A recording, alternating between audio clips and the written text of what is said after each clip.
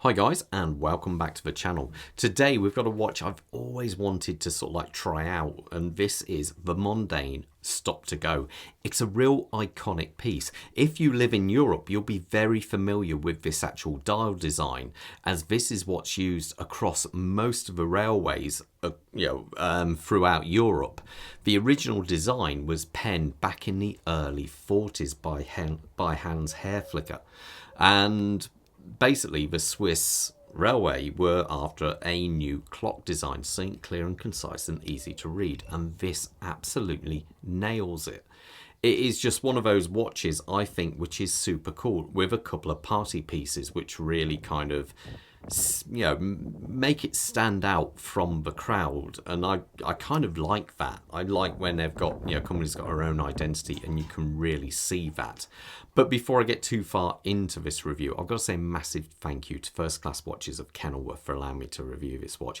They've got masses of stock. They're super friendly, really nice people to deal with. If you're in Kenilworth, I'd strongly recommend visiting them. If you're a little bit further afield, well, don't worry, I'll leave a link to their website in the description below and at the bottom of the page now. So anyway, let's talk sizes first. We're talking a 41mm case size on this model by 12.3, I think it was, millimeters thick, a lug-to-lug of 47.5 and a strap size of 20mm. Now, I would say it is available in other sizes too. Now, the dial is just really, really nice on this model. I think it's just so concise and clear and easy to read. We just have the Mondaine text up there, Swiss made, and then we have a series of letters going across here. And what they signify are the different railway groups who use this kind of design.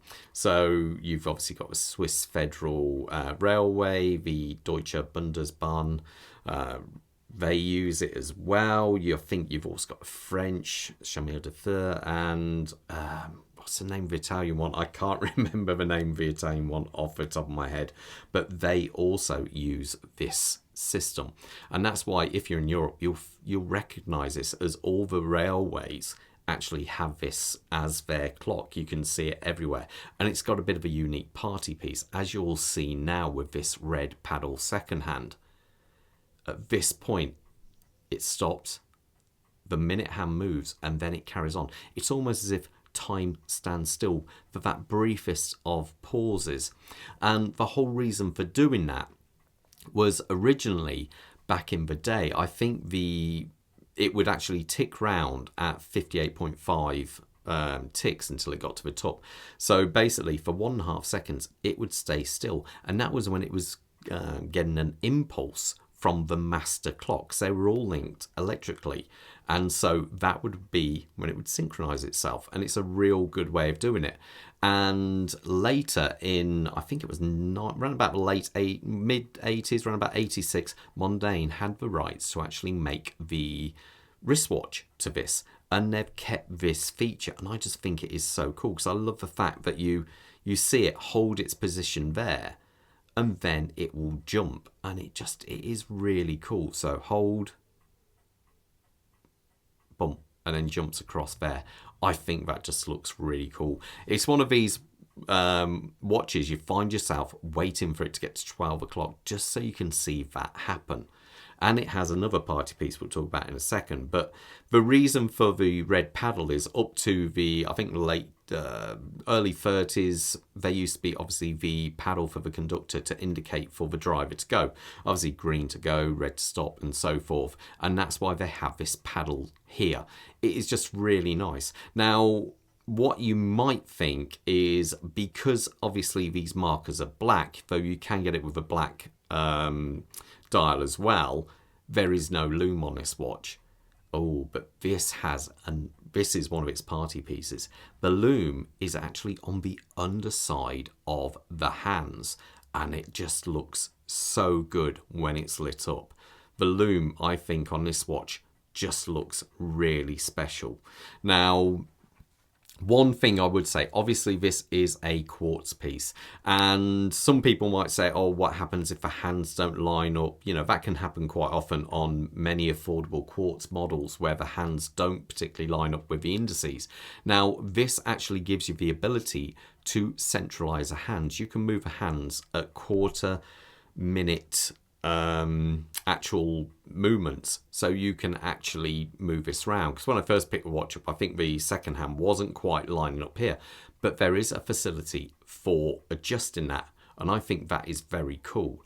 Now, as we come past this, we have a sapphire crystal on top of there. It does have AR coating. As we come round, we have just an all brushed case.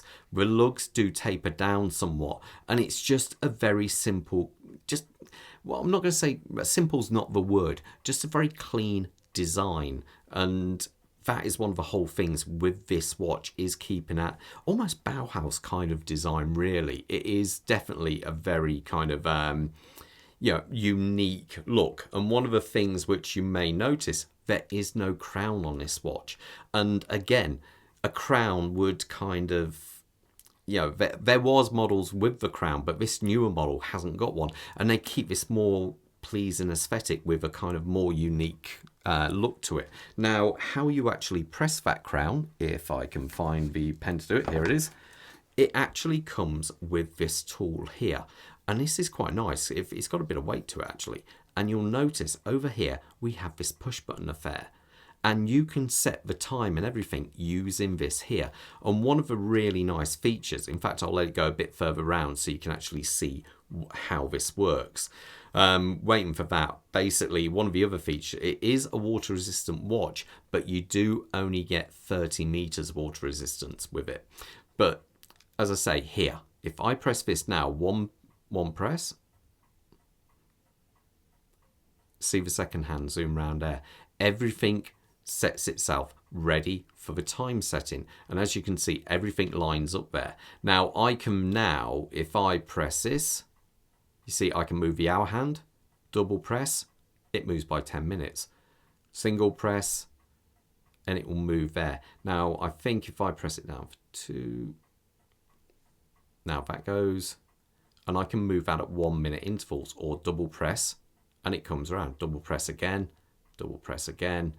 single press, and there you go. I think that is really quite cool. Now, if I write 2 seconds down, and there you go, and it starts off. That is just so cool. Now, underneath this is a Swiss-made quartz movement. Now, the actual movement itself is I can't remember the actual serial number, the reference number of it now, you have to forgive me, but it has a 2-year battery life, and I think that would be quite a simple one to actually change.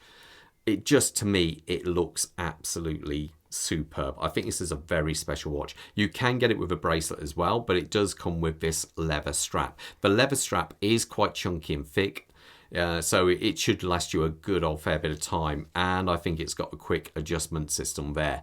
Now, I can imagine this would look great on many different leather straps, especially, or a couple of the rubber straps. I've seen some where you get red on the back of it, and I think that would look superb, or even a red NATO. Let me show you on my wrist, you got an idea how it looks. Quick wrist check. I've gone for a battery powered watch as well here. This is the Seiko Solar Diver, was it the Tuner Limited Edition Black Series? I've had it for quite a bit now, and I haven't done a review of it. It's my wife's watch, but at some point I will do a review.